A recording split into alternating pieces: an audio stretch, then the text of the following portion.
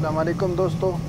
हम एक कंप्लेंट के पास गए, जो एसी का कंप्लेंट था। हम उधर गए तो उधर देखा कि रिमोट में सब कुछ ठीक है, फ़िल्टर सही है, एयर फ़िल्टर और रिमोट सही है, सारा कुछ अच्छे से चल रहा है। उसके बावजूद कूलिंग नहीं आ रहा, तो हमें ऊपर जाके आउटडोर को देखना पड़ा कि उसमें है क्या मुश्किल है। तो उधर जाके उसमें देखा रेफ्रिजरेंट और फ्रीऑन वगैरह जो गैस है वो भी पूरा है, सब कुछ सही है। स्टार्ट करने के बाद थोड़ा टाइम चला और उसके बाद जो है ना कंप्रेसर बंद हुआ, फिर स्टार्ट किया, फिर बंद हो गया। तो इतने में जो है ना हमने सारा कुछ चेक करके हमने आखिर में डिसाइड किया कि इसका फ़िल्टर जो है वो जाम है। और उसका पूरा देख के एक जगह गैस जमा हो जाता था। हमने फ़िल्टर लेके आया, ये फ़िल्टर है जो दूसरा आप लोग फ़िल्टर देख लिए, उसकी जगह हम ये लगाएंगे और उसके बाद इंशाल्लाह देखेंगे। इसके लिए तैयारी हो रही है। ये देखो, हमने ऑक्सीजन तैयार कर दिया और अभी जो है ना इसको हम लगाएंगे और उसके बाद इंशाल्लाह आप लोगों को ये साथ साथ में रहें ताकि प्रैक्टिकल का आपको अंदाज़ा हो। ये हमने 410 का गैस है, फ्रीऑन रेफ्रिजरेंट जो हम लेके आए हैं। पूरा सामान पूरा होना चाहिए ताकि दरमियान में आपका काम ना रुके। अभी हम ये खोल रहे हैं ये इंशाल्लाह आप साथ में रहें। हम सीधा साधा सा जो है ना हमारा काम है, कोई एडिटिंग या वो उसकी तरीक़ाकार नहीं आता। चैनल सब्सक्राइब करें ताकि हम साथ साथ में एक दूसरे के साथ सीखें, काम सीखें और साथ में काम कर ले। आप लोग हमसे सीखें, आप लोगों की कमेंट से हम सीखेंगे। तो इंशाल्लाह यहाँ पे टार्च को आप ज़्यादा तेज़ नहीं लगाओ, जो गैस की बत्ती है उसको, क्योंकि सामने जो अलमुनियम का जाली है, कंडेंसर जो है वो अलमुनियम का है, तो वो थोड़ा सा भी आग के साथ जल जाता है। इसलिए इसके साथ यहाँ पे एहतियात करना चाहिए ताकि वो अलमुनियम की जाली ना जले। इसलिए हम आराम से इसको निकाल रहे हैं ताकि शोला ज़्यादा ना हो। और उसको हमने लगा दिया ये फ़िल्टर जी, फ़िल्टर लग गया। अभी फ़िल्टर का एरो जो है ऊपर है, ये देखो आउटपुट ये सामने आपको नज़र आएगा। ये उल्टा नहीं लगाना, हाँ, ये कभी भी ऐसे एहतियात करें। और उसके बाद हमने ये लगा दिया, तैयार हो गया। अभी हम वैक्यूम करेंगे।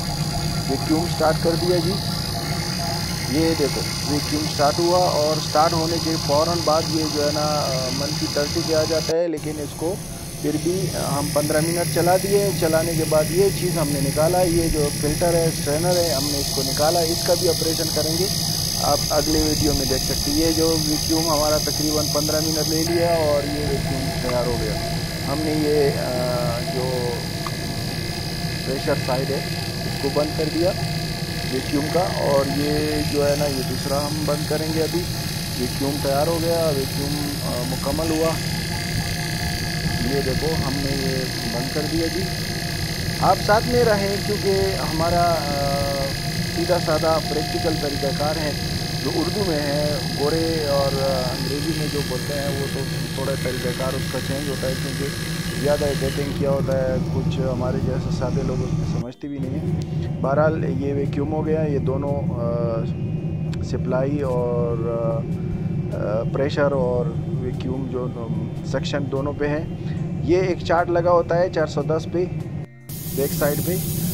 ये पाइप के दरमियान में जो खला होता है, यानी हवा होता है, उसको हमने निकाल दिया। अभी गैस हम चार्ज करेंगे।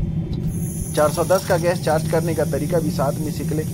ये देखो एक जगह से हम चार्ज कर रहे हैं, दूसरी जगह में एक सुई जो है मीटर का आगे की तरफ जा रहे हैं। और स्टैंडिंग गैस तकरीबन हम 150 टू 180 देंगे, क्योंकि टम्परेचर अभी इस टाइम 30 सेंटीग्रेड और 90 फ़ारेनहाइट के बराबर है। जो इस एसी में 90 फ़ारेनहाइट के बराबर गैस चाहिए 410 में। अच्छा, ये अपने दोस्तों के साथ मेरा ये बात शेयर करो।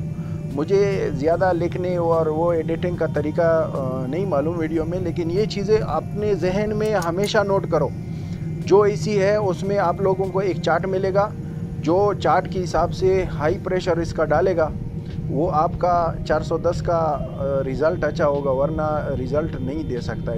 ये आप 22 नंबर की तरह नहीं चार्ज कर सकते, इसका चार्जिंग का तरीका है थोड़ा अलग है। ये अभी तकरीबन 150 तक चला गया फ्रीऑन रेफ्रिजरेंट जो 410 का है। अभी आपको मैं यही चीज़ समझा रहा हूँ कि हम इसको चेक कैसे करेंगे कि ये गैस कितना होना चाहिए, 90 फ़ारेनहाइट पे कितना गैस होना चाहिए। 90 फ़ारेनहाइट पे तकरीबन उस चार्ट के हिसाब से आपको गैस डालना पड़ेगा।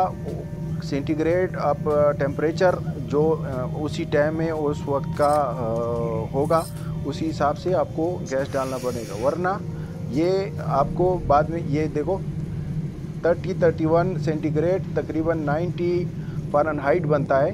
और 90 फ़ारेनहाइट में आपको मैं ये समझा दूं कि 90 फ़ारेनहाइट में आपको कितना गैस डालना है, उसके हिसाब से चार्ट के हिसाब से आप देख लें। मेरे सामने अभी चार्ट पड़ा है, ये आपको मैं अभी दिखा देता हूँ। ये देख लीजिए चार्ट आपको, ये मैं इसको फ़ारेनहाइट में इसलिए टाइम लगा कि फ़ारेनहाइट में आपको मुझे मिला नहीं, तो आपको मैं अभी दिखा देता हूँ। ये देखो जी 309 से लेके 336 तक इसका हाई प्रेशर होना चाहिए। फ़ारेनहाइट में हाई प्रेशर इसका इतने तक होना चाहिए, इससे ज़्यादा नहीं बढ़ना चाहिए। इससे ज़्यादा बढ़ेगा तो कंप्रेसर पे लोड होगा, इससे कम आएगा तो कूलिंग नहीं देगा। ये 410 का एक ख़ास तरीका है। ये जो चार्ट है ये इस कंपनी ने, जिस कंपनी का एसी है उसी ने दिया। अभी हमने ये 180 कर दिया तकरीबन स्टैंडिंग गैस जो स्टैंड हालत में। अभी हम ये इसको स्टार्ट करेंगे, ये सारा सिस्टम अभी सही है, ये सही है और हम इसको स्टार्ट दे देंगे। अभी स्टार्ट लेने का इंतज़ार है, आपके सामने अभी स्टार्ट ले लेगा। तो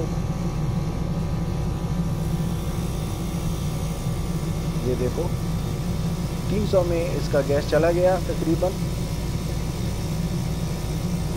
अभी गैस हमारे पास थोड़ा सा कम है, हम और इसको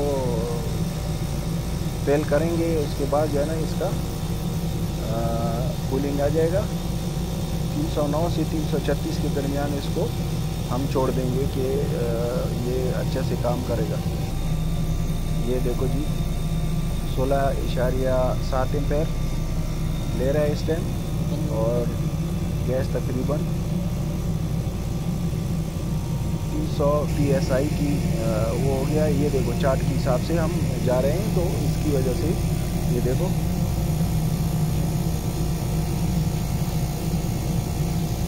फोकस हो गया। तो 300 पे गैस थोड़ा और चढ़ा रहे हैं, ये सुई हिल रही है, अभी हम चढ़ा रहे हैं थोड़ा गैस, तो ताकि ये देखो 17.6 एम्पेयर हो गया।